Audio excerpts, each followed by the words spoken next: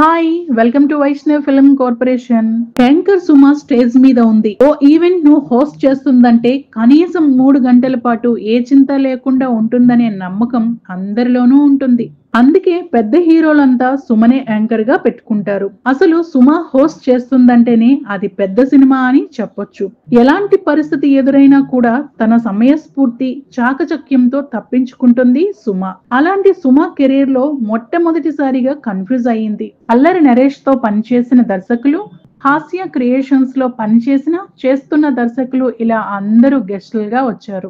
అలా ఓ 10 మందికి పైగానే వచ్చి ఉన్నారు. దీంతో సుమ కన్ఫ్యూజ్ అయ్యింది. ఏ సినిమాకి ఏ దర్శకుడు అన్నది అంతగా గుర్తుపట్టలేకపోయింది. ఈ క్రమంలోనే వశిష్ఠను స్టేజ్ మీదకు పిలిచే క్రమంలో విరూపాక్ష సినిమాతో అందరిని ఆకట్టుకున్నాడు అంటూ ఇలా ఏదేదో ఇంట్రో ఇచ్చింది. స్టేజ్ మీద ఆల్రెడీ విజయ్ కనకమేడలో ఉన్నారు. విజయ్ వద్దకు వచ్చి వశిష్ఠ ఏదో చెప్పుకుంటూ నవ్వేశారు. దీంతో మ్యాటర్ ఏంటి అని సుమ అడిగింది. విజయ్ అసలు మ్యాటర్ చెప్పుకొచ్చారు. వశిష్ఠ విరూపాక్ష దర్శకుడు కాదు, బింబిసారా దర్శకుడు అని చెప్పుకొచ్చారు. దీంతో సుమ తల పట్టేసుకుంది. వెంటనే సారీ చెప్పింది. ఇంతమంది వచ్చేసరికి కన్ఫ్యూజ్ అయ్యా, మళ్ళీ ఒకసారి రివిజన్ చేసుకోవాలి. అసలు ఈవెంట్ కు ఇంత మందిని పిలవకండి, నేను కన్ఫ్యూజ్ అయ్యాను అని చెప్పింది. ఇక డైరెక్టర్ విజయ్ కనకమేడలకు కూడా సుమకు వత్తాసు పలికారు. ఇంతమంది దర్శకుల్ని పిలిస్తే సుమ కన్ఫ్యూజ్ అయ్యారు అంటూ చెప్పుకొచ్చారు. ఆ తర్వాత విరూపాక్ష దర్శకుడు కార్తీక్ దండు వచ్చి వశిష్ఠ తాను ఇద్దరం ఒకేలా ఉంటామని,